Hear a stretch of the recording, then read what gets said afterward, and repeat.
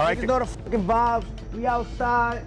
Here with my boy Jack. Yes, sir. Fresh home. The Island Boys appear to have reached a breaking point. The newly uncovered evidence suggests they forced their way into 6ix9ine's residence, pressed a weapon to his mother's face, and restrained her as they stripped the home of valuables. What follows is a developing situation gaining massive traction online. A fresh batch of leaked surveillance material has surfaced, and its contents are beginning to reshape the public understanding of the incident that unfolded inside 6ix9ine's property. Before we unpack the layers of what investigators and analysts are now reviewing, it's worth noting that this emerging footage is already being characterized as a turning point in the narrative surrounding the home invasion. So here's what we know.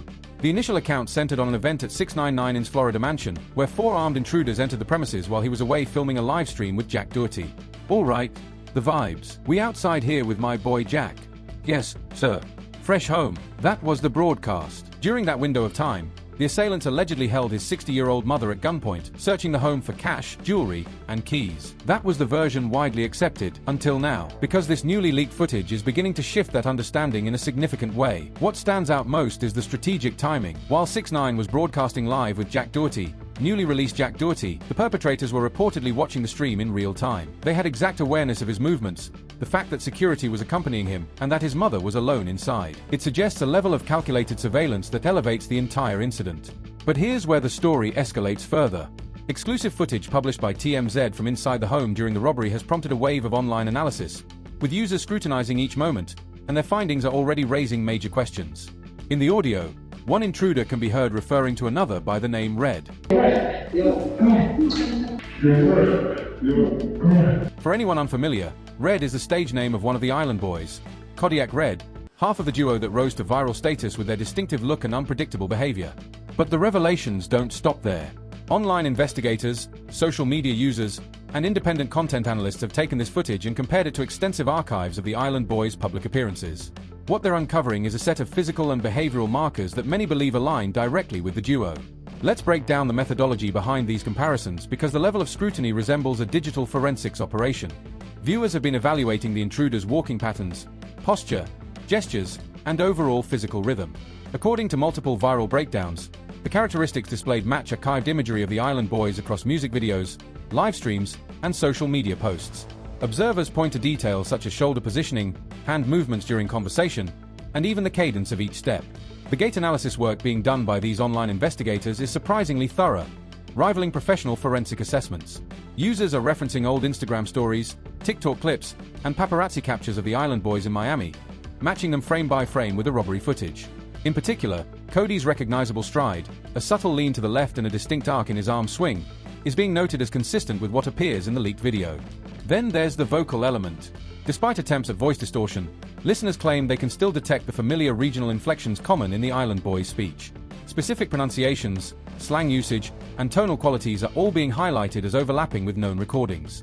One individual even processed the audio through voice recognition software, claiming it produced a 78% similarity match to Cody's documented interview tone. Now, this brings us to motive, a component that contextualizes the emerging theory. The Island Boys, known off-camera as Frankie and Alex Vine Gus, have reportedly been facing financial strain. Revenue that once flowed in during their viral peak has diminished dramatically. Their musical trajectory didn't achieve sustained commercial success, engagement numbers have fallen, and there have been ongoing reports of economic difficulties. Consider the arc. The duo rose rapidly, earning substantial income from appearances and online visibility. But that wave receded quickly. Meanwhile, 6ix9ine continues to display significant earnings, publicizing luxury vehicles and substantial cash on social platforms. At their height, the Island Boys were said to command around $50,000 per appearance. Today, those booking fees have dwindled to token club appearances for a few $1,000s, a far cry from their peak. By contrast, 6ix9ine continues to publicly display extravagant purchases, gifting his mother Lamborghinis and distributing 7-figure cash presents with ostentatious regularity. That glaring disparity can be a catalyst for risky, impulsive acts. Their financial picture is further complicated by legal entanglements that have steadily eroded their reserves. Mounting court costs, attorney fees, and settlements have reportedly consumed much of what remained. Compounding those pressures, their management team severed ties following a string of controversies, removing a primary avenue for legitimate bookings and support. It's a volatile mix: resentment, dwindling income, and no professional guidance, conditions that can push people toward desperate measures. Meanwhile, 6ix9ine's social feeds have functioned as a constant showcase of wealth: a Florida home, high-end automobiles, jewelry, and visible cash stacks. He publicly gave his mother a Lamborghini and $1 million in cash for her birthday. For those slipping toward insolvency, watching that lifestyle from the outside becomes a clear incentive.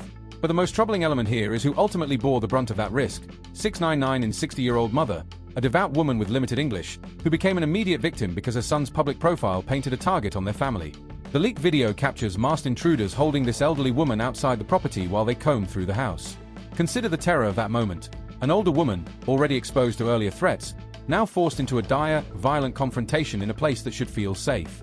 6ix9ine has previously recounted an attempted abduction while his mother was walking the family dog. Now, she has been subjected to an armed home invasion. What is particularly harrowing in the footage is the visible tremor in her hands as she is restrained outdoors, a human detail that underlines the trauma of the encounter. She appears confused and frightened, struggling to comprehend why this is happening, while the perpetrators treat her as collateral. This is someone's grandmother, someone's mother, undergoing acute psychological harm because of a son's very public lifestyle. The emotional consequences for her are profound and frequently overlooked. Being targeted once is devastating. Being targeted again compounds the damage. First the street-level attempt during a routine dog walk, now the violation of her own home. Both incidents tied, in part, to her son's high-profile behavior. Equally alarming is how the perpetrators pinpointed the residence. 6ix9ine's penchant for broadcasting from his own home, offering extended tours, hosting guests like Trap Lura Ross and Bubble, and repeatedly streaming from the property, created a virtual map of his surroundings. TMZ had already publicized the address following the federal raid on his home in March. By broadcasting his daily comings and goings and displaying the property layout, he effectively provided a blueprint for malicious actors: locations of vehicles, the studio's position, circulation paths, and potential gaps in security. One collaborator even arrived in a bright green Lamborghini and filmed the exterior at length. That footage remains accessible on YouTube. On stream, 6ix9ine boasted about operating without protection. "I go everywhere by myself. The streets is a lie. They not gangsters." And while he was asserting invulnerability, his mother was left vulnerable inside their house. Social media sleuths have taken this case into their own hands, conducting meticulous comparisons of gait, voice, and body type between the robbers and archived footage of the Island Boys. Some of these citizen-led breakdowns, posted in viral Twitter threads with side-by-side frames, appear, in their thoroughness, to rival professional investigative techniques. The resemblances being circulated are, in many cases, striking. Observers highlight the identical positioning of their hands, the characteristic tilt of the head, and the familiar motion patterns during speech, all of which mirror archived footage of the duo. But perhaps the most significant point of comparison is the jewelry. Viewers identified what appears to be a unique chain worn by one of the masked intruders, a piece nearly identical to the custom-designed Kodiak recently showcased on Instagram. The chain's distinct engravings, partially visible beneath the suspect's hoodie, align closely with photos posted just weeks before the break-in, making it unlikely to be a coincidence. There's also the sudden online inactivity. Both Island Boys abruptly ceased posting across their platforms during the exact window of the home invasion, an unusual break from their normal cadence of multiple daily updates. Their final posts before going silent were geo-tagged in Miami, only about an hour from 6ix9ine's Palm Beach area residence. Then comes the vehicle angle. Witnesses reported a white sedan leaving the scene at high speed, and fans uncovered recent clips of the Island Boys in a similar white car in Instagram stories. The license plate is indistinguishable in both the witness video and the social content, but the overall make and model appear consistent, though, at this stage, it remains circumstantial without official confirmation. Still, the constellation of details fans have collected forms a compelling mosaic. The verbal cue read, the mirrored mannerisms, the potential financial motive, the timing, the jewelry link, the digital silence, all converging into one narrative. Another factor complicating the situation is 6ix9ine's constrained security options. In interviews, he's explained that he cannot employ armed protection due to conditions tied to his supervised release. So despite living in a high-value property and publicizing luxury assets, he cannot safeguard himself or his family with the same level of security used by other public figures. His restrictions are extensive. He must seek permission for certain activities, cannot associate with known offenders, and faces limitations on what protective personnel he can hire. It places him in a precarious position, highly visible, financially prominent, and simultaneously restricted from taking basic protective measures. The fact that his mother has now been victimized twice, once during the attempted street abduction while walking the dog, and again during this home invasion, underscores the escalating danger surrounding his public persona. She should never bear the consequences of her son's visibility, and if the Island Boys are ultimately linked to this, the tragedy deepens. Individuals who experience viral fame and had opportunities for legitimate success now appear, at least circumstantially, to have veered into violent criminal behavior. The descent from internet notoriety to potential armed robbery is jarring. At present, law enforcement is reportedly reviewing the leaked footage, and given the volume of digital investigations pointing toward the duo, it may not be long before authorities release formal findings. In many ways, The internet has already completed a substantial portion of the preliminary work. Police agencies are increasingly acknowledging these crowdsourced efforts, as they often surface details missed in traditional probes. The surreal element here is the real-time nature of the event. While 6ix9ine was streaming live, the intruders were apparently monitoring him, coordinating their entry around his movements. They understood he was off the property, recognized that his security team was with him, and executed the break-in with precise timing. This level of orchestration makes it clear the invasion wasn't random. It was deliberate and informed. The live stream factor transforms the situation entirely. 6ix9ine was effectively broadcasting operational intelligence to anyone watching: his location, his absence from home, and the status of his security. Each broadcast becomes a signal to potential offenders that the residents may be unprotected. If the Island Boys were indeed involved, they may have underestimated the mobilization power of 6ix9ine's supporters. His audience, though polarized, is extraordinarily active, analyzing footage, comparing data points, and assembling what amounts to a digital case file. This incident reflects a broader shift: the intersection of online fame, personal security, and the expanding reach of amateur investigative communities.